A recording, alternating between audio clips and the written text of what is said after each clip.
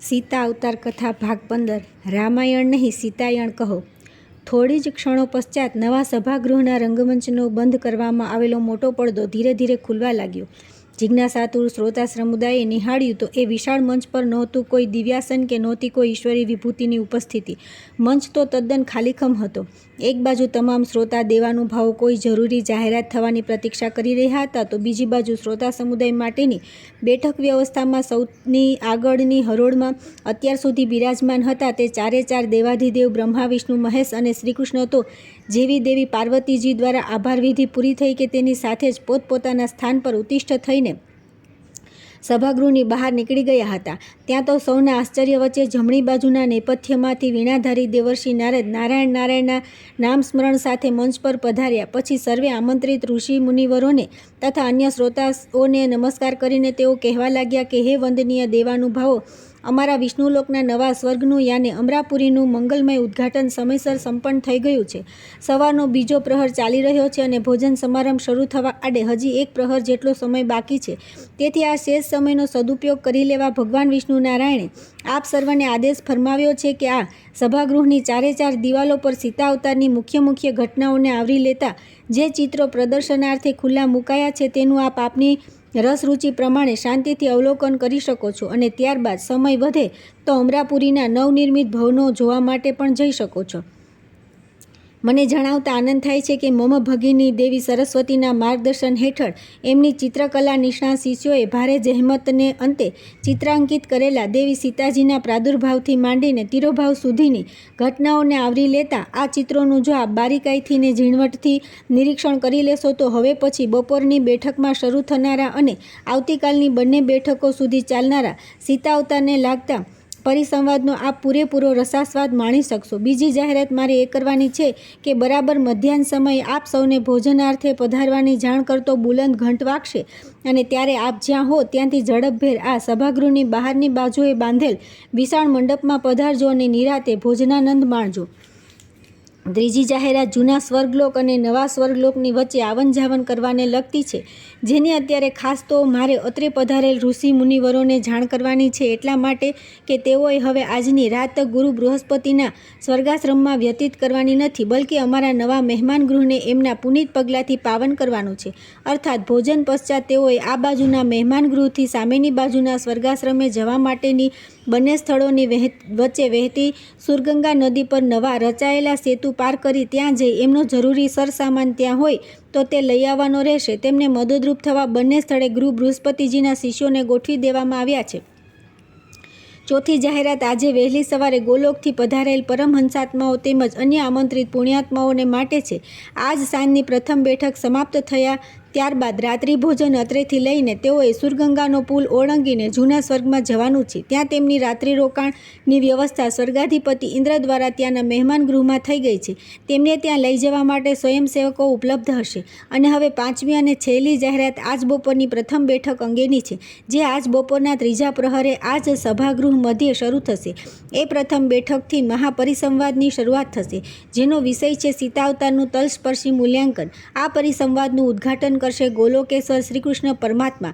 તો આપ સૌને ખાસ વિનંતી કે પ્રથમ બેઠક શરૂ થવા આડે થોડો સમય બાકી હશે ત્યાં ઉપરાઉપરી 3 વાર ઘંટનાદ કરીને આપને જાણ કરવામાં આવશે, જેથી આપે જ્યાં હો ત્યાંથી ઝડપભેર અત્રે આવીને આપનું સ્થાન લઈ લેવાનું રહેશે. તો હવે આપ સીતા અવતાર અને ચિત્ર પ્રદર્શન નિહાળવા જઈ શકો છો. આટલું કહીને દેવર્ષિ નારદ નેપથ્યમાં ચાલ્યા ગયા અને રંગમંચનો પડદો પણ પડી ગયો. પ્રદર્શન નિહાળવા હરખભેર ઊભા થઈ ગયેલા શ્રોતા સમુદાય પૈકી સૌપ્રથમ આગળ વધ્યા સન્માનીય ઋષિમુનિવરો અને ગોલોકથી પધારેલા આમંત્રિત પુણ્યાત્માઓ. ત્યારબાદ તેમની પાછળ ધીરે ધીરે જોડાઈ ગયા પરમહંસાત્માઓ અને પરમદેવાત્માઓ. તેઓએ સભાગૃહની પૂર્વ બાજુની દિવાલથી શરૂ થતા એ પ્રદર્શનમાં જે ચિત્રો નિહાળ્યા તેમાં ખાસ ધ્યાનાકર્ષક હતા આ ચિત્રો: સીતાજીનું નવજાત કન્યારૂપે ધરતીમાંથી પ્રાગટ્ય, મિથાલાની પુષ્પવાટિકામાં શ્રીરામ સીતાજીનું પ્રથમ મિલન, સીતા સ્વયંવરમાં શ્રીરામ દ્વારા ધનુષભંગ, જાનકી વિદાયનો કરુણ મંગલ પ્રસંગ, ભાભી સીતાજી દ્વારા દિયર લક્ષ્મણજીને શ્રી રામચરણ સેવાની સોંપણી, વનવાસી પરિવેશમાં શ્રી રામ લક્ષ્મણ જાનકીનું વનગમન, ચિત્રકૂટ પર્વત પર સીતાજીને વેણી બાંધતા શ્રીરામ, ઇન્દ્રપુત્ર જયંતનો સીતાજીના પાયે ચંચુ પ્રહાર, પંચવટીમાં સીતાજીનો અગ્નિપ્રવેશ અને ગોપી વેદવતીનું પ્રાગટ્ય, સીતાજી દ્વારા સુવર્ણમૃગનું દર્શન, રાવણ દ્વારા સીતારૂપી વેદવતીનું અપહરણ, રાવણના રથમાંથી સીતાજીએ પર્વત પર ફેંકેલું ઉપવસ્ત્ર, સીતાના રક્ષણાર્થે જટાયુનો રાવણ સાથે સંઘર્ષ, રાવણ દ્વારા અશોક વાટિકામાં સીતા સાથે ત્રાસજનક વર્તાવ, હનુમાનજી અને જાનકીજીનું અશોક વાટિકામાં મિલન અને મુદ્રિકા અર્પણ, શ્રી રામ રાવણ વચ્ચે ભીષણ યુદ્ધ, સીતાજીની અગ્નિ પરીક્ષા, અયોધ્યામાં આગમન અને શ્રીરામનો રાજ્યાભિષેક, લોકનિંદાનું દ્રશ્ય, શ્રીરામ દ્વારા સીતા ત્યાગ અને લક્ષ્મણનો વલોપાત, વાલ્મીકી મુનિના આશ્રમમાં લવકુશનો સીતાજી દ્વારા ઉછેર, સીતાજીનું ધરતીમાં આત્મસમર્પણ વગેરે. સમસ્ત શ્રોતા સમુદાયે અત્યંત રસપૂર્વક અને જિજ્ઞાસાપૂર્વક આ ચિત્ર પ્રદર્શન નિહાળ્યું અને સીતા અવતારની અધિકૃત માહિતી પર આધારિત આ ભાવવાહી અને બોલમ થતા રંગબેરંગી ચિત્રો જોઈને સૌ મનોમન ભાવવિભોર થઈ ગયા. ખાસ કરીને તો આર્યાવ્રતથી પધારેલ ઋષિમુનિઓ આવું ચિત્રાત્મક પ્રદર્શન તૈયાર કરવા પાછળ દેવી સરસ્વતીની ચિત્રકલા નિષ્ણાંત શિષ્યોએ લીધેલા પરિશ્રમના અંદરોઅંદર એક પછી એક ચિત્રની ખૂબીઓ દર્શાવીને વખાણ કરવા લાગ્યા. ત્યારબાદ એમાંથી જેમને હજી બીજી વાર આ ચિત્ર પ્રદર્શન નિહાળવાની અંતરિચ્છા હતી તેઓ ત્યાં જ રોકાઈ ગયા. કિંતુ કેટલાકે તો હવે આવી અમરાપુરીમાં સદેહે આવવાની તક ફરી ક્યાં મળવાની છે એવું વિચારીને સ્વર્ગના વિશ્વકર્મા દેવે ગોલોકના નવનિર્મિત ભવનોને પણ ટક્કર મારે એવા અમરાપુરીના તાજેતરમાં નવનિર્માણ પામેલા તમામ ભવનો સ્વયંસેવકોના માર્ગદર્શન હેઠળ ક્રમશઃ આ પ્રમાણે નિરખવા માંડ્યા. શ્રી વિષ્ણુ સદન, શ્રી લક્ષ્મી નિવાસ, અતિથિ ભવન, નાટ્યગૃહ, નૃત્યશાળા, શાંતિનિકેતન, મહેમાનગૃહ, ધ્યાન કેન્દ્ર, મંત્રણા કક્ષ, ગુરુદ્વાર, સંગ્રહ સ્થાન, સંગીત સાધનાલય, દેવાલયો, દેવેન્દ્ર ભવન, યોગાશ્રમ, ભોજનાલય અને પ્રાર્થનાખંડ.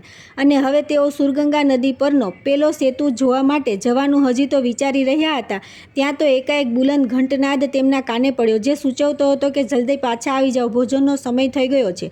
અને તેથી તેઓ જ્યાં તથા જેઓ હજી સભાગૃહમાં ચિત્ર પ્રદર્શન નિહાળી રહ્યા હતા તે બધા પણ ઝડપથી ભોજન મંડપમાં પહોંચી જવા રવાના થઈ ગયા.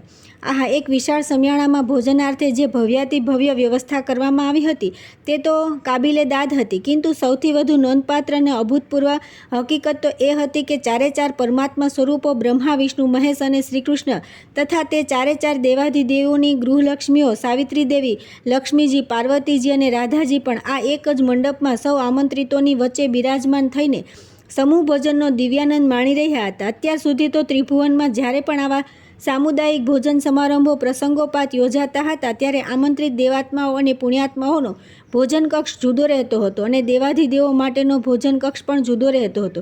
પરંતુ પહેલી જ વાર આ પ્રકારની એક જ મંડપ નીચેની વ્યવસ્થા જોઈ ઋષિમુનિઓ સમજી ગયા કે માન ન માન પણ આ ચમત્કારિક યોજના ગોલોકેશ્વર શ્રીકૃષ્ણ વિના બીજા કોઈની ન હોઈ શકે.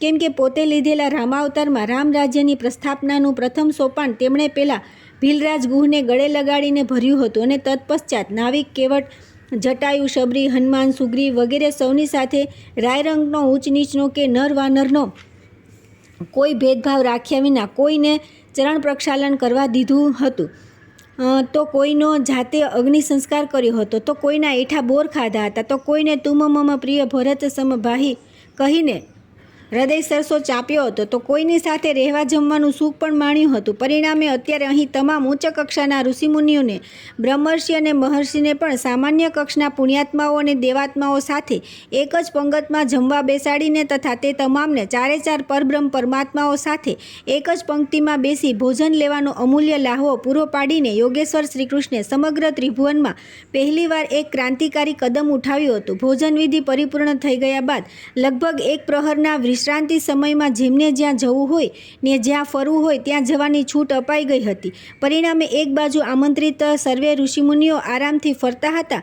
અમરાપુરીની નવી ઇમારતો જોતજોતા છેવટે પેલા પુલ ઓળંગીને સામા કિનારે દેવગુરુ બૃહસ્પતિજીના સ્વર્ગાશ્રમમાં જઈને પોતપોતાનો સરસામાન લઈ આવીને અમરાપુરીના મહેમાન ગૃહના જુદા જુદા કક્ષોમાં ગોઠવાઈ ગયા હતા.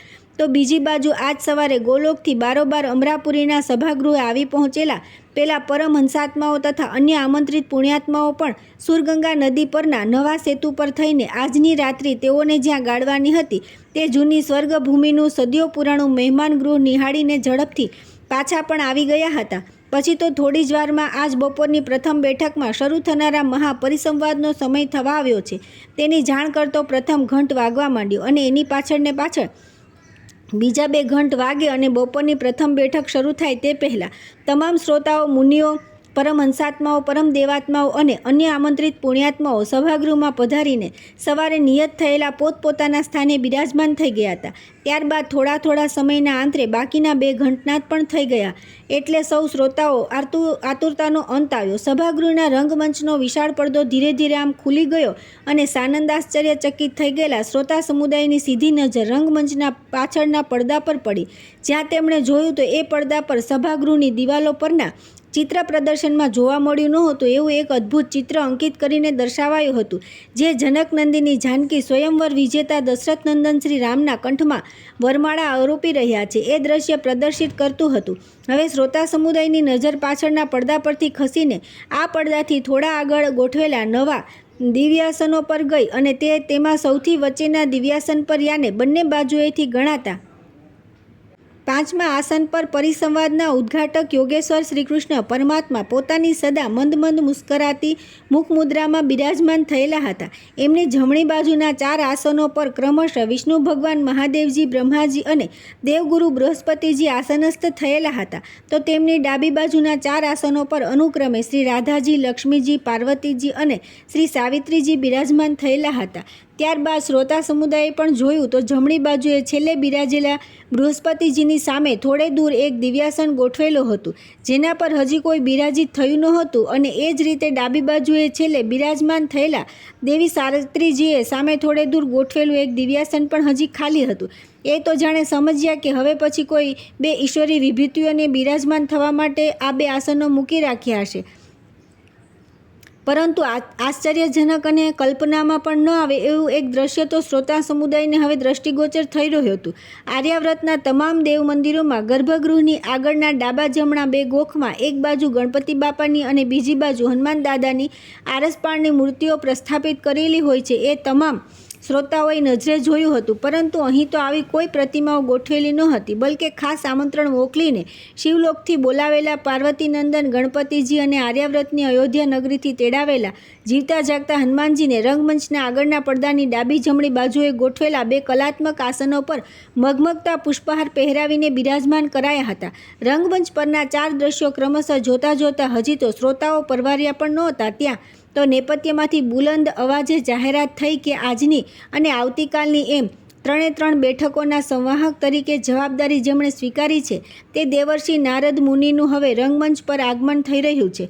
અને આ જાહેરાતને પગલે નારાયણના નામ સ્મરણ સાથે ત્રિભુવન વિહારી નારદજી મંચ પર પધાર્યા અને પોતાના માતેશ્વરીની સાવિત્રી દેવીની સામેના ખાલી આસનનો જમણા હાથે ટેકો લઈને કહેવા લાગ્યા કે સન્માનીય સભાજનો, ગત રાત્રિએ દેવગુરુ બૃહસ્પતિજીના સ્વર્ગાશ્રમે યોજાયેલી રાત્રિ સભામાં અત્રે પધારેલ તમામ ઋષિમુનિવરો સર્વાનુમતે જેમની આ 2 દિવસના મહાપરિસંવાદના અધ્યક્ષપદે વરણી કરી છે તેમના શુભ નામની ઘોષણા કરવાની હું હવે પરિસંવાદના ઉદ્ઘાટક શ્રી કૃષ્ણ પરમાત્માને હાર્દિક વિનંતી કરું છું. અને આટલું કહી દેવર્ષિ નારદજી પોતાના માટે ફળવાયેલ આસન પર બિરાજમાન થયા કે તરત જ નિસ્થાન પરથી ઉત્તિષ્ઠ થયેલા ગોલોકેશ્વર શ્રીકૃષ્ણ પ્રભુએ પોતાનો ઘેરો અને ઘૂંટાયેલો સુનાદ આ પ્રમાણે વહેતો મૂક્યો. દેવગુરુ બૃહસ્પતિ દ્વારા આજ સવારે મને જાણ કરવામાં આવી છે તે મુજબ આપ સૌ આર્યાવર્તવાસી ઋષિમુનિઓએ સર્વાનુમતે જેમની આ 2 દિવસના મહાપરિસંવાદના અધ્યક્ષપદે વરણી કરી છે તે મહર્ષિ વાલ્મીકીને મંચ પર પધારી આસનસ્થ થવા હું અનુરોધ કરું છું. અને તાળીઓના પ્રચંડ ગડગડાટ સાથે સભાગૃહની પ્રથમ હરોળમાં બિરાજેલા મુનિ વાલ્મીકી ઊભા થયા. સૌ ઋષિમુનિગણને 2 હાથ જોડી પ્રણામ કર્યા અને પછી ધીરે ધીરે રંગમંચની જમણી બાજુના પગથિયા ચડીને બૃહસ્પતિજીની સામેના ખાલી આસન પાસે આવ્યા અને સામે બિરાજેલા 9 ઈશ્વરી વિભૂતિઓને નમસ્કાર કર્યા. પછી આસનસ્થ થયા. હવે ગોલોકેશ્વર શ્રીકૃષ્ણ બોલ્યા, હે આમંત્રિત દેવાનુભાવો, અમરાપુરી મધ્યે યોજાનાર આ મહાપરિસંવાદના ઉદ્ઘાટક તરીકે જે દિવસે મારી નિયુક્તિ થઈ તે દિવસે મેં જિજ્ઞાસા ભાવે વિષ્ણુ નારાયણને પૂછેલું કે બધું પરિસંવાદના ઉદ્ઘાટક તરીકે મારે કોઈ કાર્યવાહી કરવાની રહેશે એનો કંઈ ખ્યાલ તો આપો. આ કોઈ સ્થળ વિશેષનું ઉદ્ઘાટન નથી કે મારે ગોલોકેશ્વરી રાધાની જેમ કોઈ તાળું ખોલવાનું હોય કે કોઈ તકતીનો પડદો ખેંચવાનો હોય. આ તો એક વ્યક્તિ લગાતાર બોલ્યા કરે અને બીજી અનેક વ્યક્તિઓ એને ચૂપચાપ સાંભળ્યા કરે, એવો કથન શ્રાવણનો માહોલ છે. એના ઉદ્ઘાટક તરીકે મારે શાનું ઉદ્ઘાટન કરવાનું છે એ તો જરા સમજાવો. અને ત્યારે તમારા વિષ્ણુ ભગવાને મને હસતા હસતા કહેલું કે કૃષ્ણ, તમારે તો ત્યારે ઉપસ્થિત ઋષિમુનિઓના નેત્ર ખોલવાના છે, કાન ખોલવાના છે, મોં ખોલવાના છે અને હૃદયનો પડદો ખેંચવાનો છે. અર્થાત જે વિવાદાસ્પદ વિષય પર આ પરિસંવાદ અમે યોજ્યો છે તે વિષયની રસપ્રદ ચર્ચા કરવા માટે તેમને દિલોદિમાગથી એવા તો ઉત્સુક અને ભાવુક કરવાના છે કે તેઓ કોઈની પણ શરમ રાખ્યા વિના નિષ્પક્ષપાત પાણે અને નિર્ભયતાથી પરિસંવાદની પૂર્ણાહુતિ ટાણે સર્વાનુમતે પોતાનો નિર્ણાયક પ્રતિભાવ જાહેર કરી શકે કે સીતા અવતાર દરમિયાન કોણે કોને અન્યાય કર્યો છે. શ્રીરામે સીતાને સમજાવવામાં અન્યાય કર્યો છે કે જનકનંદી જાનકીએ રામની ભાવના અને આદર્શની અવહેલના કરી છે. નારાયણના કહેવાનો મર્મ હું પામી ગયો અને પછી તો તેમણે મને ઉદ્ઘાટક તરીકે ક્રમશઃ કરવાની 4 જવાબદારીઓની સોંપણી આ પ્રમાણે કરી. 1. આ પરિસંવાદના અધ્યક્ષની સર્વાનુમતે વર્ણીય નિયુક્તિ કરાવી. આ વિધિ તો આપણે હમણાં જોયું તેમ સુખરૂપ પતી ગઈ. બીજી જવાબદારી તેમણે મને એ સોંપી કે આ પરિસંવાદમાં ચર્ચનારા વિષયનું મૂળભૂત હાર્દ શ્રોતાઓને અને વક્તાઓને મારે એવું સચોટપણે સમજાવી દેવું કે ચર્ચા દરમિયાન જરા પણ વિષયાંતર થાય નહીં અને પરિસંવાદ યોજવા પાછળનો અમારો શુભાશય પૂર્ણતઃ પરિપૂર્ણ થાય. તો હવે મારી આજ બીજી જવાબદારી ભણી આગળ વધું છું. એમ કહીને કે આ ચર્ચાનો જે વિષય છે સીતા અવતારનું તલસ્પર્શી મૂલ્યાંકન, એમાં તમે શાનું મૂલ્યાંકન કરશો? સીતા અવતાર દરમિયાન આવિર્ભૂત થયેલી ઘટનાઓનું કે પછી શ્રી રાધાએ ધારણ કરેલ સીતા અવતાર સફળ થયો કે નિષ્ફળ ગયો એનું? તમારા મૂલ્યાંકનનો માપદંડ જો ચોક્કસ દિશાલક્ષી કે હેતુલક્ષી નહીં હોય તો તમારી 2 દિવસની ચર્ચા અર્થહીન અને અનિર્ણાયક બની જશે. હવે મેં તમારી સમક્ષ રજૂ કરેલા મૂલ્યાંકન માટેના 2 મુદ્દાઓ પૈકી પહેલો મુદ્દો છે સીતા અવતારની ઘટનાઓનું મૂલ્યાંકન. તો આ તમામ નાની મોટી ઘટનાઓ તો અગાઉથી જ સભાગૃહની 4 દિવાલો પર ચિત્રાંકિત થઈ ચૂકી છે અને તમે તે જોઈ પણ લીધી છે, એટલે એ અંગે તો કોઈ અંગુલી નિર્દેશ મારે કરવાનો રહેતો નથી. હવે ખરેખરો મુદ્દો મારા મતાનુસાર તો સીતા અવતારની સફળતા નિષ્ફળતાને લગતો છે. કેમ કે પ્રથમ મુદ્દો યાને આવિર્ભૂત થયેલી ઘટનાઓ તો વિધિ નિર્મિત હતી. એ કંઈ મેં યાને રામે કે સીતાએ જાતે આવિર્ભૂત કરી નહોતી, એટલે એની કોઈ સ્પષ્ટતા મારે કરવાની હોય નહીં. કિંતુ સીતા અવતારની સફળતા નિષ્ફળતા અંગે મારે તમારું ધ્યાન એ હકીકત પ્રત્યે દોરવું છે કે રાધાએ સીતા અવતાર લીધો જ શું કામ? જો એણે સીતા અવતાર લીધો જ ન હોત તો વિષ્ણુના 7મા અવતાર તરીકે મારે રાવણ આદિ રાક્ષસોનો જે સંહાર કરવાનો હતો તે હું શું એકલા હાથે ન કરી શક્યો હોત અને પછી સીતા અવતારની સફળતા નિષ્ફળતાનો પ્રશ્ન જ ઊભો ન થયો હોત ને? શ્રી કૃષ્ણ આટલું કહીને સેજ વિરમ્યા એટલે વિચારમાં ને વિસ્મયમાં પડી ગયેલા શ્રોતા સમુદાય વચ્ચે ધીમો મોટો ગણગણાટ શરૂ થઈ ગયો. તરત જ શ્રીકૃષ્ણ નિજ જમણો હસ્ત ઊંચો કરીને સૌને શાંતિ જાળવવા અનુરોધ કર્યો અને પોતાની વાત આ પ્રમાણે આગળ ચલાવી. તમારા ગણગણાટ પાછળનું કારણ હું સમજી શકું છું. તમારામાંથી મોટા ભાગના ઋષિમુનિઓ તો એમ જ માને છે કે મેં રામાવતાર લીધો એટલે હું પહેલેથી શ્રી રાધા સાથે એવો વચનબદ્ધ હતો કે એમને ગોલોકમાં એકલા મૂકી હું અન્ય કોઈ લોકમાં લાંબી અવધિ માટે નહીં જ જાઉં. માટે મારે શ્રી રાધાને પણ મારી સાથે અવતરણ કરાવવું પડ્યું અને અન્ય કોઈ સ્વરૂપે નહીં, કિંતુ સીતા રૂપે એમને અવતાર લેવડાવ્યો. કારણ કે એ બાબતમાં પણ હું પ્રતિજ્ઞાબદ્ધ હતો કે રામની પત્ની તરીકેની ભૂમિકા ભજવવાનો અધિકાર યાને મારી પત્ની રૂપે અવતાર લેવાનો હક પણ એકમાત્ર શ્રી રાધા સિવાય અન્ય કોઈને પણ પ્રાપ્ય ન હતો. તેથી રાધાને સીતા અવતાર લેવો જ પડ્યો. કિંતુ તમારી આ માન્યતા પૂર્ણતઃ નહીં અંશતઃ સત્ય છે. હકીકતમાં શ્રી રાધાને સીતા અવતાર લેવો પડ્યો તેની પાછળનું મૂળભૂત કારણ તો કંઈક જુદું જ છે, જે કોઈ કહેતા કોઈ જાણતું નથી. અરે ખુદ રાધા પણ નથી જાણતી, એકમાત્ર હું જ જાણું છું. અને મેં આજ દિન સુધી આ રહસ્ય કોઈ કહેતા કોઈને આગળ અભિવ્યક્ત કર્યું નથી. પરંતુ આજે જ્યારે ચર્ચાની એરણ પર સીતા અવતારના લેખાજોખા કરવાની પરિસ્થિતિ સર્જાઈ છે ત્યારે હવે મને કહી દેવા દો કે દેવી રાધાની જન્મોત્રી એવું કહી છે કે આર્યાવ્રતની સમસ્ત સ્ત્રી જાતિના હિતાર્થે અને કલ્યાણાર્થે એકવાર નહીં કિંતુ 2 વાર માનવ દેહે અવતાર લેવાનું વિધિ નિર્માણ છે. અને એટલું સાંભળ્યું નથી કે ન કેવળ સમસ્ત શ્રોતા સમુદાય બલકે મંચ પર બિરાજિત તમામ ઈશ્વરી વિભૂતિઓ અને એમાંય તે સ્વયં રાધાજી પણ એકદમ આશ્ચર્યચકિત થઈ જઈને ગોલકેશ્વર શ્રીકૃષ્ણ સામે અપલક તાકી રહ્યા. હવે શ્રીકૃષ્ણ આ સૌને વધુવાર દ્વિધામાં કે કલ્પનામાં ડૂબેલા ન રાખતા કહી દીધું કે તમને એ જાણીને પણ નવાઈ લાગશે કે આ ભવિષ્યવાણી ભાખનાર ભવિષ્યવેતા એ કોઈ સાધારણ જ્યોતિષી નથી. એ તો તમારામાંના જ એક છે જેઓ વિષ્ણુ ભગવાન બ્રહ્માના આદેશથી દેવર્ષિ નારદે એમને સૂચવેલું એક સર્જનાત્મક કાર્ય પરિપૂર્ણ કરવામાં અત્યંત વ્યસ્ત હોવાથી અત્યારે આપણી વચ્ચે ઉપસ્થિત નથી, પરંતુ મને એમણે વચન આપ્યું છે તે મુજબ કદાચ મોડા પણ આવતીકાલ બપોર સુધીમાં તેઓ અત્રે આવી જાય એવી પૂરેપૂરી સંભાવના છે. અને પ્રભાવિત અને પ્રસન્નચિત થઈ ગયેલા ઋષિમુનિઓએ નિજ બંને હસ્ત ઊંચા કરીને કૃષ્ણની આ જાહેરાતને હરખભેર વધાવી લીધી. હવે શ્રીકૃષ્ણે એમની જિજ્ઞાસા સંતોષવા કહી દીધું કે તમે કદાચ સમજી તો ગયા હશો કે એ વિભૂતિ કોણ છે.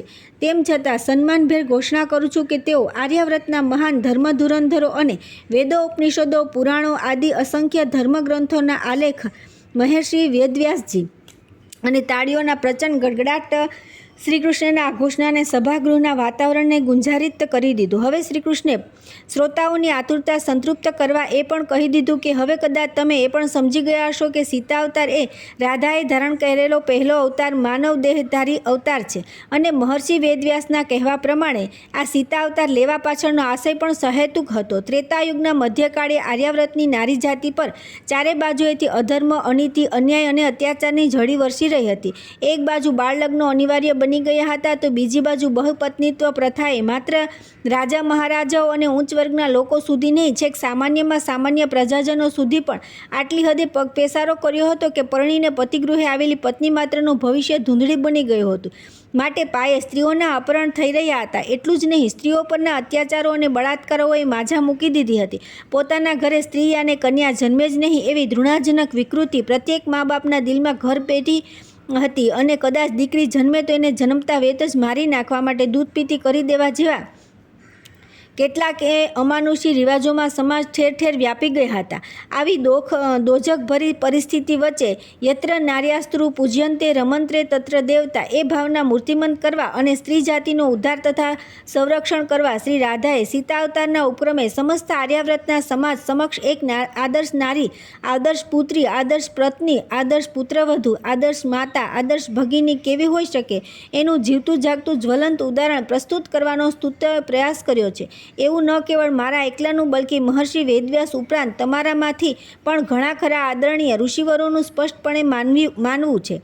આથી વધુ બીજું કંઈ ન કહેતા મારે એટલું જ કહેવું છે કે તમે બધા સીતા અવતારનું તલસ્પર્શી મૂલ્યાંકન કરો ત્યારે આ હકીકતને ધ્યાનમાં રાખવાનું ભૂલશો નહીં. હવે આ તબક્કે તમારા મનમાં કદાચ એવો પ્રશ્ન પણ ઉપસ્થિત થાય અને આતુરતાવશ તમારામાંથી કોઈ મને પૂછી બેસે કે શ્રી રાધાજીનો એક નારી અવતાર સીતા અવતાર રૂપે સંપન્ન થઈ ગયો તો હવે એમનો બીજો માનવતારી અવતાર ક્યારે આવિર્ભૂત થશે અને એ અવતાર ધારણ કરવા પાછળ કયો હેતુ કારણભૂત હશે?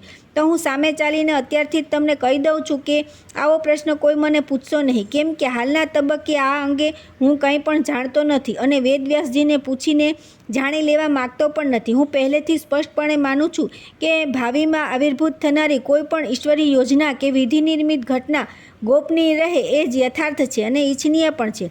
હવે વિષ્ણુ નારાયણે આજના પરિસંવાદના ઉદ્ઘાટક તરીકે મારે કરવાની કાર્યવાહી સંદર્ભે મેં તમને અગાઉ કહ્યું તે પ્રમાણે જે 4 જવાબદારીઓ મને સોંપી હતી તેમાંની મેં 2 તો પતી ગઈ. હવે ત્રીજી જવાબદારી જે તેમણે મને સોંપી છે તે એ છે કે આ 2 દિવસનો પરિસંવાદ પૂર્ણતઃ નિખાલસ, સંયમપૂર્ણ અને ખેલદિલી ભર્યો હોય, સંપન્ન થાય એ જોવાની જવાબદારી મારી છે. તેમની આશંકા એવી છે કે ઉપસ્થિત ઋષિમુનિઓ પૈકી કોઈ પ્રખર રામ ભક્ત પણ હોઈ શકે તો કોઈ અનન્ય સીતા ભક્ત પણ હોઈ શકે. ફળસ્વરૂપ વક્તવ્યના જોશમાં ને આવેશમાં કોઈ રામ ભક્ત વક્તા દેવી સીતા પર વ્યક્તિગત આક્ષેપ મૂકી દે અથવા તો કોઈ સીતા ભક્ત વક્તા રામચંદ્ર સીતાજીને કરેલ કોઈ કહેવાતો અન્યાય ટાંકીને શ્રી રામ પર સીધો આક્ષેપ પણ ઠાલવી દે તો પરિસંવાદનું નિષ્પક્ષ વાતાવરણ ડહોળાઈ જાય. આવું ન થાય તે માટે મારે સતત જાગૃતિ રાખવાની છે કે કોઈ વક્તા ભાવમાં આવીને સામા પક્ષ પર આક્ષેપની ઝડી વરસાવવા ન મંડી પડે અને ધારો કે એવું કંઈ થાય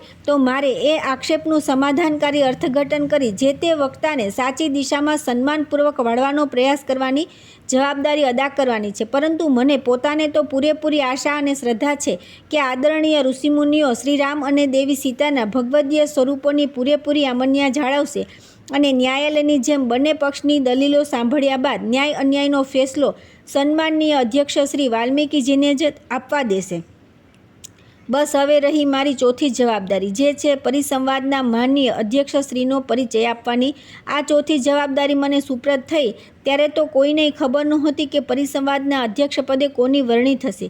તેથી કદાચ કોઈ એવી વ્યક્તિ અધ્યક્ષ તરીકે આવે કે જેમનો ઉપસ્થિત શ્રોતાજનોને જાજો પરિચય ન પણ હોય. આ પરિસ્થિતિમાં આર્યાવ્રતના મોટા ભાગના ઋષિમુનિઓને હું સારી રીતે જાણતો હોવાથી એવા અપરિચિત અધ્યક્ષશ્રીનો પરિચય મારે આપીને પરિસંવાદની કાર્યવાહીનો મંગલ પ્રારંભ કરવાનો હતો. પરંતુ સદભાગ્યે તમે સર્વાનુમતે જેમની અધ્યક્ષપદે વરણી કરી છે તે મહર્ષિ વાલ્મીકીજીથી આર્યાવ્રતના કોઈ ઋષિમુનિશ્રી અપરિચિત કે અજાણ છે જ નહીં. એમનું નામ અને કામ બંને એટલા બધા સુવિખ્યાત છે કે એ અંગે મારે પોતાને કંઈ પણ કહેવાની જરૂર રહેતી જ નથી. તેમ છતાં અત્રે ઉપસ્થિત પરમહંસાત્માઓ અને પરમ દેવાત્માઓ મહર્ષિ વાલ્મીકીજીના જીવનની ઉત્તરાવસ્થાની પ્રેરણાદાયી અને પ્રભાવશાળી કાર્યવાહીથી સુજ્ઞાત થાય એ બહુ જરૂરી છે એમ મને લાગે છે.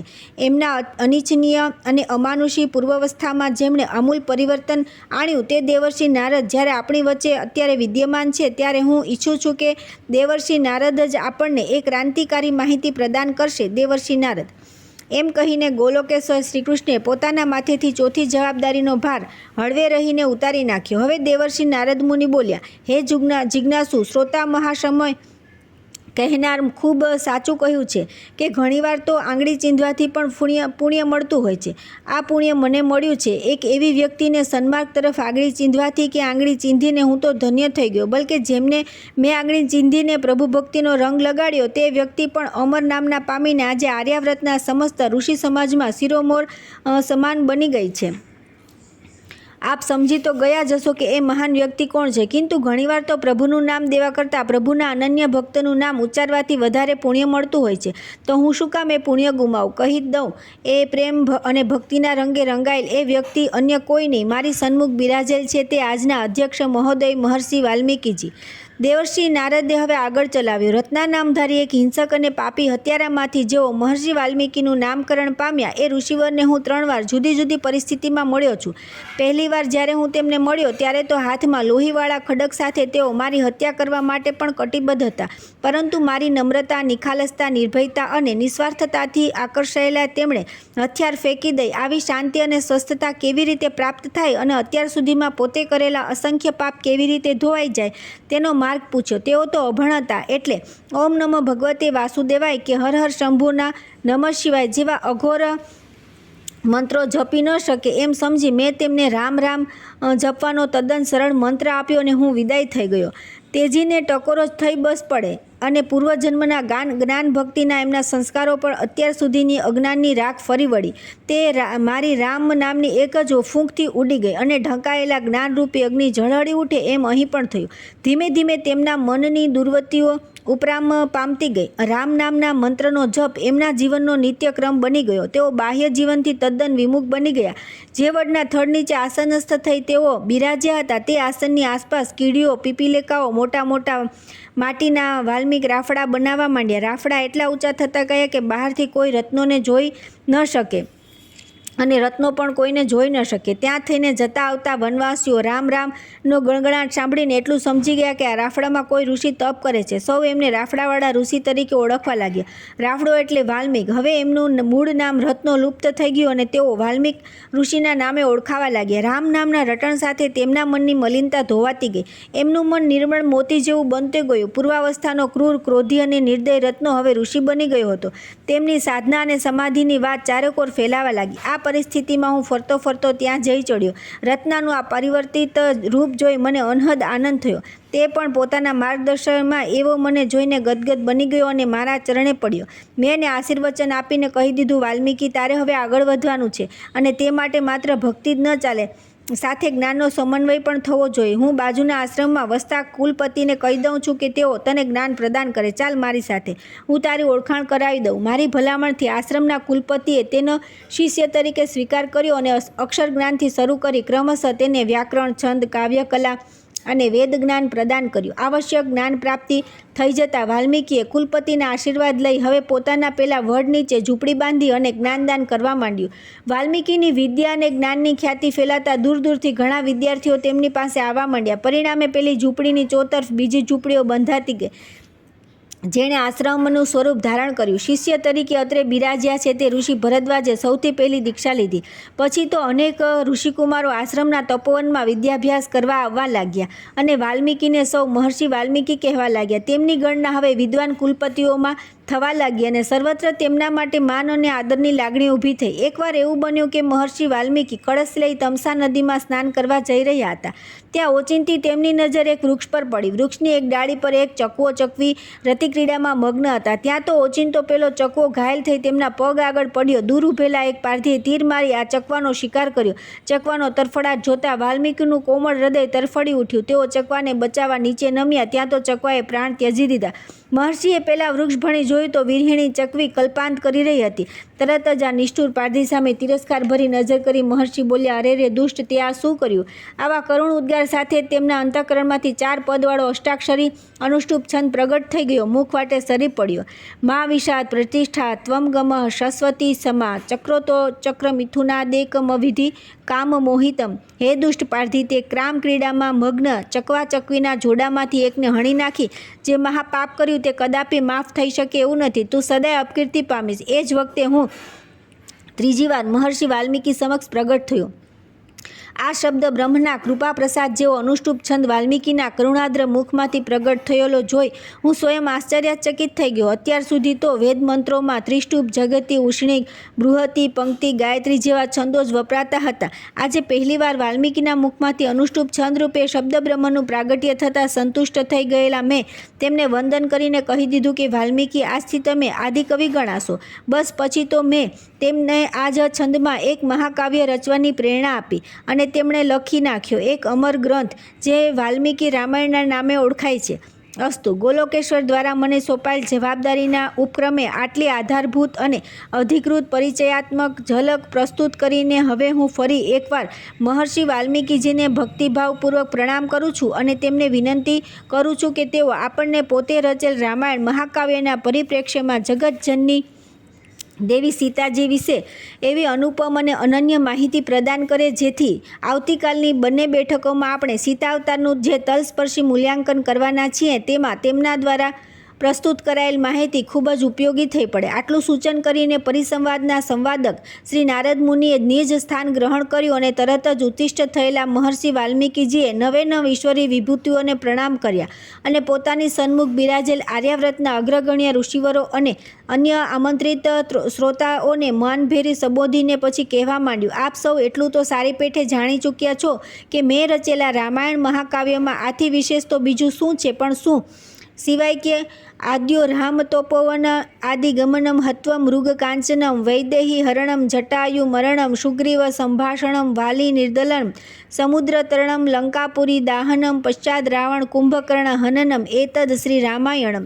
વળી હવે તો હું એટલે સુધી કહેવાની હિંમત કરું છું કે મેં રચેલ રામાયણમાંથી જો તમે દેવી સીતાનું પાત્ર કાઢી નાખો તો પછી રામાયણમાં વિશેષ કશું જ રહેતું નથી સિવાય કે પેલા 2 પ્રસંગો જે રામજીના જીવનમાં પત્ની રૂપે સીતાજીનું આગમન થયું તે પૂર્વે ઉદ્ભવ્યા હતા. તે એક તો વિશ્વામિત્ર ઋષિની યજ્ઞશાળાના રક્ષણાર્થે ગયેલા શ્રી રામે કરેલો તાડકા, સુબાહુ આદિ રાક્ષસોનો વધ અને બીજો ગૌતમ ઋષિના શાપથી શિલા બની ગયેલા તેમના ઋષિપત્ની અહલ્યા દેવીનો ઉદ્ધાર. બસ આ 2 પ્રસંગો સાથે જ અપરિણિત શ્રી રામ સંકળાયેલા છે. બાકી તો પછી જેટલા પ્રસંગો આવિર્ભૂત થયા તે દરેકના કેન્દ્રમાં કોઈ ને કોઈ નિમિત્તે દેવી સીતા સંલગ્ન છે. એટલે તો હું વારંવાર કહું છું કે રામાયણમાં રામજીની કથા બહુ નથી, સીતાજીનું ચરિત્ર મુખ્યત્વે છે. અર્થાત કૃત્સન રામાયણમ કાવ્યમ સીતાશ્ચર્યમ મહતમ.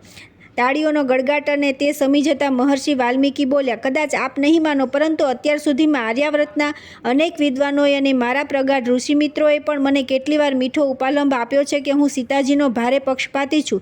મેં લખ્યું છે તો રામજીનું ચરિત્ર, કિંતુ મન મૂકીને ઉપસાવ્યું છે દેવી સીતાનું ચરિત્ર. એમની વાત તદ્દન સાચી છે. અલબત્ત શ્રી રામનું ચરિત્ર દિવ્ય છે, કિંતુ સીતાજીનું ચરિત્ર દિવ્યાતિ દિવ્ય અને ભવ્યાતિ ભવ્ય છે. ધરતીપુત્રી સીતાજીના પ્રેમાળ અને મોહક વ્યક્તિત્વમાં પોતાની માતા ધરતીના સદ્ગુણોને પણ ટપી જાય એવા એટલા બધા સદ્ગુણો આભરે ભર્યા છે કે સદ્ગુણોના પ્રભાવે કરી તો તેમણે મહર્ષિ વેદવ્યાસજીએ ભાખેલો આદર્શ સ્ત્રી ધર્મનો અવતાર હેતુ પુત્રી રૂપે, પત્ની રૂપે, પુત્રવધુ રૂપે, બહેન રૂપે, માતા રૂપે, રાજરાણી રૂપે એમ અનેક રૂપે આચરી બતાવ્યો છે. રામાયણમાં મેં લખ્યું છે કે રામજીને કોઈ વખતે ક્રોધ આવ્યો છે. ખાસ કરીને તો રાક્ષસો સાથે યુદ્ધ કરતા રામજીની આંખો લાલ થઈ છે. રાક્ષસો સાથે યુદ્ધ કરતી વેળા તેઓ નિષ્ઠુર અને દયાહીન બન્યા છે. રાક્ષસોનો સંહાર કરતી વખતે તેમના મનમાં એક જ ભાવ છે કે આ રાક્ષસો અત્યાચારી છે. અધર્મ અને અનર્થ કરવામાં એમણે પાછું વળીને જોયું નથી. એટલે મારે એમનો વિનાશ કરીને ધરતીને રાક્ષસ વિહીન કરવાની છે. પરંતુ સીતાજીને જીવનમાં ક્યારેય ક્રોધ આવ્યો નથી. રાવણે અપહરણ કર્યું, વારંવાર જાનથી મારી નાખવાની ધમકીઓ આપી.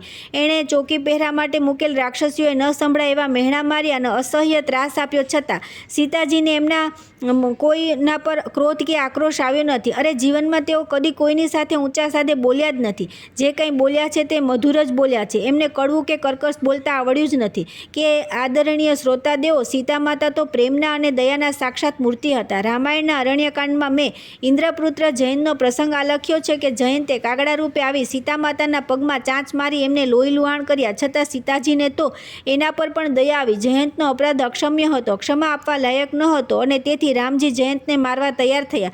પરંતુ સીતાજીને જયંત પર દયા આવી અને તેમણે રામજીને વિનવ્યા કે સ્વામી, એને ક્ષમા કરો, જવા દો. આવા ક્ષમાશીલ અને દયાળુ હતા સીતા માતા. રામાયણના યુદ્ધકાંડમાં પણ મેં આવો જ દયાભાવનો એક પ્રસંગ વર્ણવ્યો છે. રાવણ સાથેનું યુદ્ધ પૂરું થયે રામજીએ રાવણનો સંહાર કર્યો. હવે તેમણે અશોકવનમાં જઈને સીતાજીને લઈ આવવાની આજ્ઞા હનુમાનજીને કરી.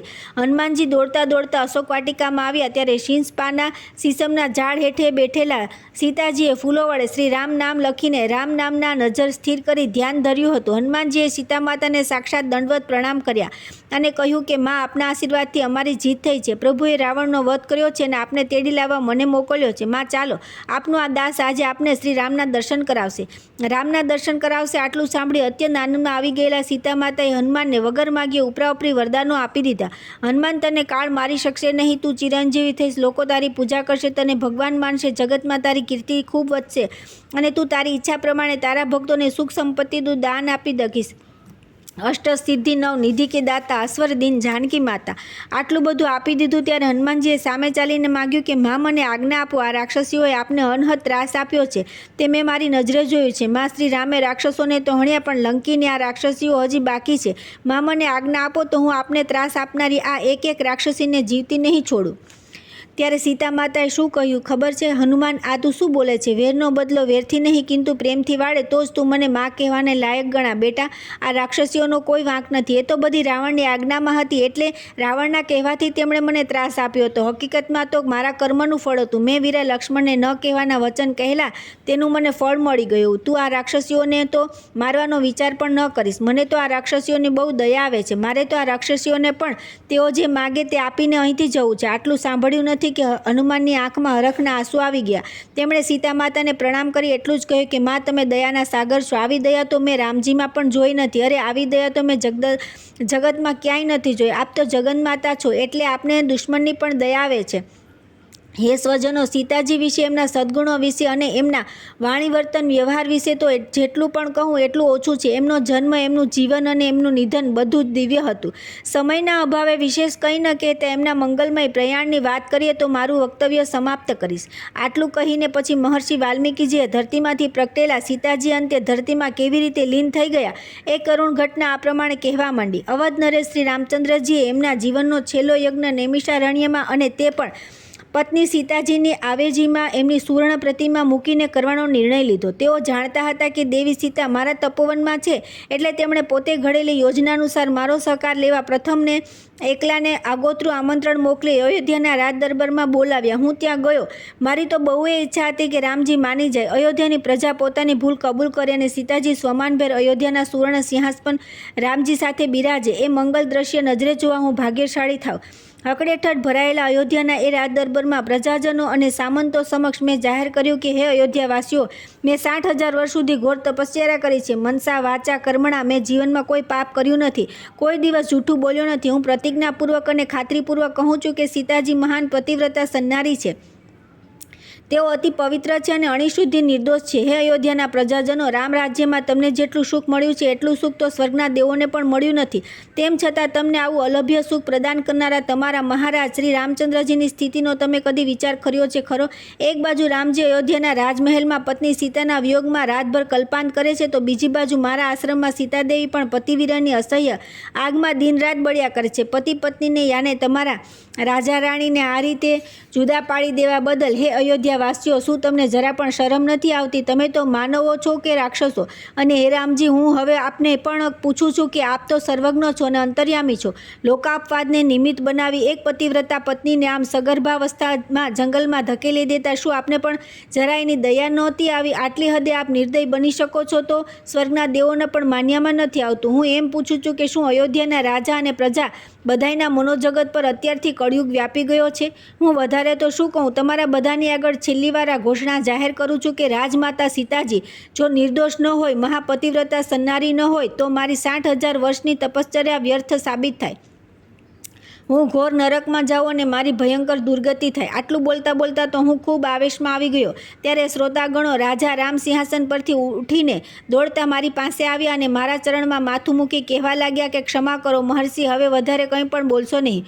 હું સ્વયં તો બરાબર જાણું છું કે દેવી સીતા રોમ રોમથી પતિવ્રતા છે, તદ્દન નિર્દોષ છે, પરંતુ હે દેવગુરુ, હું શું કરું? આમાં મારો કોઈ દોષ નથી. અયોધ્યાના પ્રજાજનો શંકાશીલ થઈને ગમે તેમ બોલતા હોય તો એક આદર્શ રાજા તરીકે હું મારી ધર્મપત્નીનો ત્યાગ ન કરું તો બીજું શું કરું? મેં પ્રજા આગળ જાહેર કર્યું કે સીતાએ લંકાથી અહીં આવતા પહેલાં અગ્નિ પરીક્ષા આપી છે અને એ તદ્દન નિર્દોષ સાબિત થઈ છે. તેમ છતાં અયોધ્યાની પ્રજાને મારા પણ હજુ વિશ્વાસ આવતો નથી. પરિણામે પ્રજાને શુદ્ધ ચારિત્રનો આદર્શ બતાવવા માટે મેં હૃદય પર પથ્થર મૂકી દેવી સીતાનો ત્યાગ કર્યો છે. હે ઋષિવર, સીતાની પવિત્રતા અને પાતિવ્રત પર મને તો પૂર્ણ વિશ્વાસ છે, પરંતુ જ્યાં સુધી અયોધ્યાની પ્રજાને હું એની ખાતરી ન કરાવી શકું ત્યાં સુધી એક આદર્શ રાજા તરીકે હું પ્રજા સમક્ષ ઉતરું છું. તેથી હે મહર્ષિ, આપ મારું આટલું કામ કરો, સીતાને અહીં લઈ આવો. એ અહીં પધારે અને અયોધ્યાની પ્રજાને ખાતરી થાય એવો કોઈ પ્રભાવ બતાવે તો હું એમને વચન આપું છું કે હું રાણી સીતાનો સહર્ષ સ્વીકાર કરીશ. બસ પછી તો હું આશ્રમમાં પાછો આવ્યો. મેં સીતાજીને મારી સન્મુખ બોલાવ્યા.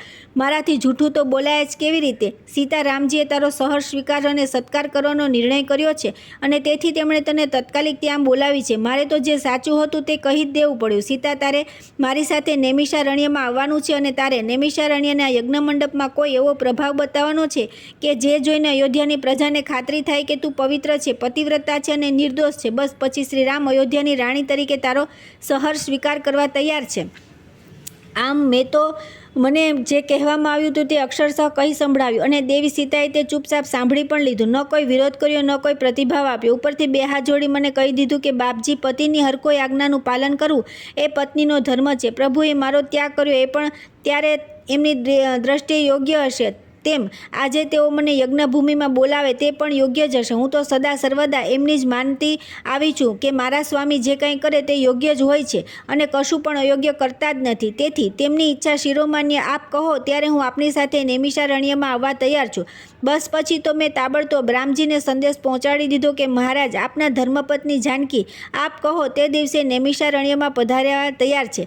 આપ જલ્દી યોગ્ય દિવસ નક્કી કરી મને જણાવજો, એટલે હું તે દિવસે સીતાને લઈને ત્યાં આવી જાઉં. પછી તો દિવસ નક્કી થઈ ગયો. એક બાજુ મને જાણ કરવામાં આવી તો બીજી બાજુ ઢંઢેરો પીટાવી અયોધ્યાની સમસ્ત પ્રજાને કહેવામાં આવ્યું કે સીતાજી પોતાની પવિત્રતાની પ્રતીતિ કરાવવા નૈમિષારણ્યની યજ્ઞશાળામાં પધારી રહ્યા છે. તેમના પાતિવ્રતનો પ્રભાવ નજરો જોવા સૌને ઉપસ્થિત રહેવાનું આમંત્રણ છે. માનવ મહેરામણ ઉમટ્યો. અયોધ્યાની આજુબાજુ વસતા તમામ ઋષિમુનિઓ જ નહીં, દેવગુરુ બૃહસ્પતિજીના આદેશથી સ્વર્ગના દેવો પણ વેશ બદલી યજ્ઞ મંડપમાં ગોઠવાઈ ગયા. નિયત સમયે દેવી સીતાને લઈને હું ત્યાં પહોંચી ગયો. જાનકી તો નીચી નજરે મારી પાછળ ચાલતા હતા. તેમની નજર ધરતી માતા માં ખૂપી ગઈ હતી. તેઓ કોઈની સામું પણ જોતા ન હતા. તેમણે બે હાથ જોડ્યા હતા અને તેઓ જગતને વંદન કરી રહ્યા હતા. તેમણે કશાય વસ્ત્રો પહેર્યા હતા. સૌભાગ્ય અલંકાર વિના તેમણે બીજો કોઈ અલંકાર ધારણ કર્યો ન હતો. શ્રી રામ દર્શનની અભિલાષામાં તેમણે કોઈ ભોજન પણ કર્યું નહોતું. નકરડો ઉપવાસ કર્યો હતો. એમના બંને પુત્રો લવ અને કુશ તેમની પાછળ પાછળ ચાલતા આવતા હતા. અયોધ્યાની પ્રજાએ ફાટી આંખે કૃશ કાયાધારી તપસ્વીની રાજમાતા સીતાજીના વર્ષો બાદ દર્શન કર્યા અને અસંખ્ય પ્રજાજનો ચોધાર આંસુએ રડવા લાગ્યા કે અરે રે, આપણા લીધે આપણી રાજમાતાની આ દશા. લોકોએ એકી અવાજે સીતા માતાનો 3 વાર બુલંદ અવાજે જય જયકાર કર્યો. મહારાજ રામચંદ્રજી આસન પર બિરાજમાન હતા. સીતા માતાએ દૂરથી 2 હાથ જોડી પતિદેવને પ્રણામ કર્યા અને પછી ધરતી સામે નજર રાખીને બધા સાંભળે એ રીતે તેઓ બોલ્યા કે હે ધરતીમાં, શ્રી રામચંદ્રજી વિના આ અવતારમાં બીજા કોઈ પુરુષનું મેં સ્મરણ પણ કર્યું ન હોય. સ્વામીએ ભલે મારો ત્યાગ કર્યો, છતાં મારા મનમાં એમના પ્રત્યે કદી કુભાવ આવ્યો ન હોય. પતિવ્રતા ધર્મનું મેં યથાયોગ્ય પાલન કર્યું હોય. વર્તન, વાણી અને વિચારથી સદા સર્વદા મેં રામજીનું ચિંતન કર્યું હોય અને આ સઘળું જે હું કહું છું તે તદ્દન સત્ય હોય તો હે પૃથ્વી માતા, તું મને તારામાં સમાવી લે. મારે હવે આ જગતમાં રહેવું નથી. સીતા માતાના મુખારવિંદમાંથી આવા ભાવવાહી વ્યથાપૂર્ણ વાક્યો હજી તો હવામાં પ્રસર્યા નહોતા ત્યાં તો એક પ્રચંડ ધડાકો થયો. ધરતી ફાટી ગઈ. શેષનાગની ફણા ઉપર સોનાનું સિંહાસન બહાર આવ્યું. ધરતી માતાએ નિજ પુત્રી સીતાને ઉઠાવી સિંહાસનમાં પધરાવી અને પછી બુલંદ અવાજે એટલું જ કહ્યું કે દીકરી, તે તારા સીતા અવતારમાં પારાવાર દુઃખ સહન કર્યું છે. તારી કદર ન રાજા રામે કરી કે ન અયોધ્યાની નગુણી પ્રજાએ કરી. હવે મારાથી તારું દુઃખ જોયું જતું નથી, માટે ચાલ, હું તને તેડવા આવી છું. આ આર્યાવ્રતની ભૂમિ તારા જેવી સર્વશ્રેષ્ઠ મહાપતિવ્રતા નારીને રહેવા માટે લાયક નથી. અને પછી તો સિંહાસન પર બિરાજેલી દેવી સીતાએ પોતાના પતિદેવ શ્રી રામને તથા અયોધ્યાની પ્રજાને છેલ્લી વાર પ્રણામ કર્યા. ત્યાં તો મામા, તું ક્યાં જાય છે? એવી ચીસો પાડતા 12-13 વર્ષના સીતાજીના બંને પુત્રો લવ અને કુશ દોડી આવ્યા. સીતા માતાએ એમના ઓરણા લીધા અને પછી એટલું જ કહ્યું કે બેટા, રાજા રામ એ તમારા પિતા છે. તમારા એ પિતાની હવે તમે સેવા કરજો. તમારી મા તો હવે આ ફની દુનિયા છોડીને સદાને માટે જઈ રહી છે. બધા જોતા જ રહી ગયા ને ક્ષણાર્ધમાં તો સિંહાસન સાથે સીતાજી ધરતીમાં લીન થઈ ગયા. આ બાજુ યજ્ઞભૂમિના આસન પરથી રાજા રામ સીતા સીતા મને માફ કર એમ બોલતા બોલતા દોડી આવ્યા. તો પેલી બાજુ અયોધ્યાની પ્રજાએ હાહાકાર મચાવી, પાછા આવો માં, પાછા આવો, અમારી ભૂલ થઈ ગઈ, અમને માફ કરો, આવો પોકાર કર્યો. પરંતુ બધું જ વ્યર્થ ગયું. સીતા અવતારનો કરુણ અને હૃદયભેદક અંત આવી ગયો. હે સુજ્ઞ ઋષિવરો, હવે તમે કદી નૈમિષારણ્યની યાત્રાએ જાઓ તો જોજો, ત્યાં એક જાનકી કુંડ છે. ત્યાંના સાધુઓ કહે છે કે સીતામાં આ જગ્યાએ ધરતીમાં સમાઈ ગયા હતા. હે પ્રાતસ્મરણીય ભગવાન વિષ્ણુ નારાયણ, અન્ય સર્વે ભગવદીય સ્વરૂપો તથા આર્યાવ્રતથી પધારેલ સર્વ આદરણીય ઋષિબંધો, હવે છેલ્લે આજ સીતા જયંતીના પવિત્ર દિવસે ભૂતકાળમાં ક્યારેય નથી કરી એવી એક નિખાલસ કબૂલાત કરીને મારું આ લાગણીભીનું વક્તવ્ય આટોપી લઉં છું. અને તે એ કે ભલે મેં ભગવાન રામચંદ્રજીના રામાયણને આર્યાવર્તમાં લોકભોગ્ય બનાવવા રામાયણ નામક મહાકાવ્યનું સર્જન કર્યું હોય, પરંતુ હવે મને રહી રહીને પસ્તાવો થાય છે કે મારે શ્રી રામચરિત નહીં બલકે શ્રી સીતાચરિત આલેખવાની જરૂર હતી. કાંઈ જ નહીં, જે થયું તે થઈ ગયું. કિંતુ આ અમરાપુરીના આંગણેથી હું ત્રિભુવન સમક્ષ નિષ્પક્ષ ઘોષણા કરું છું કે આજથી આપ સૌ મારા લખેલા એ ગ્રંથને વાલ્મીકી રામાયણ નહીં, વાલ્મીકી સીતાયણ કહેજો. પ્રણામ. આટલી ઉદ્ઘોષણા સાથે મહર્ષિ વાલ્મીકી જેવા વિરમ્યા કે તરત જ ન કેવળ સમસ્ત શ્રોતા સમુદાય બલકે રંગમંચ પર બિરાજેલ 9 ભગવદીય સ્વરૂપોએ પણ તાળીઓના પ્રચંડ ગડગડાટથી મુનિવરની આ ક્રાંતિકારી ઘોષણાને બિરદાવી દીધી. પછી તો પરિસંવાદના સંવાહક શ્રી નારદ મુનિએ ગદગદ કંઠે વાલ્મીકી મુનિના આ હૃદયસ્પર્શી ઉદ્બોધનના ભારોભાર વખાણ કરતા અંતમાં એટલું જ ઉમેર્યું કે હવે આવતીકાલે આપણે સીતા અવતારના તલસ્પર્શી મૂલ્યાંકનની જે સમીક્ષા અને ચર્ચા કરવાના છીએ તે મને લાગે છે કે મુનિવર વાલ્મીકીજીના આ વક્તવ્યથી અત્યંત રસપ્રદ અને પ્રાણવાર બની જશે. પછી નારદજી અગત્યની જાહેરાત પણ કરી દીધી કે આમંત્રિત ઋષિમુનિઓમાંથી જેમને પણ આવતીકાલના પરિસંવાદમાં સંબોધન કરવાની ઈચ્છા હોય તેમણે આજ રાત્રે મહર્ષિ વાલ્મીકીજીને પોતાના નામ તથા પોતે જેમની તરફેણમાં બોલવાના હોય, શ્રી રામની કે સીતાજીની, તેની પણ જાણ કરી દેવાની રહેશે, જેથી એટલા વક્તાઓને આવતીકાલે ક્રમશઃ પોતાનું વક્તવ્ય અભિવ્યક્ત કરવાની તક આપવામાં આવશે. આપની જાણ સારું એટલું જણાવી દઉં કે મહર્ષિ વાલ્મીકીજીનો ઉતારો અમરાપુરીના નવા મહેમાન ગૃહના કક્ષમાં 5માં છે. હવે રાત્રિ ભોજનનો સમય થઈ જવા આવ્યો હોવાથી સૌને ભોજનાનંદ માણ્યા પછી જ પોતપોતાના નિવાસસ્થાને રાત્રિ રોકાણાર્થે જવાનું રહેશે. નારદજીને આ જાહેરાત સાથે રંગમંચનો પડદો પાડી દેવામાં આવ્યો. અમરાપુરીમાં આરંભાયું પરિસંવાદી પારાયણ. બ્રહ્મા રુદ્ર શ્રી કૃષ્ણની સંગે શોભે વિષ્ણુ નારાયણ. વાલ્મીકીએ કીધી ઘોષણા, ભલે લખ્યું મેં રામાયણ, હવે તમે સૌ કહેજો એને રામાયણ નહીં સીતાયણ.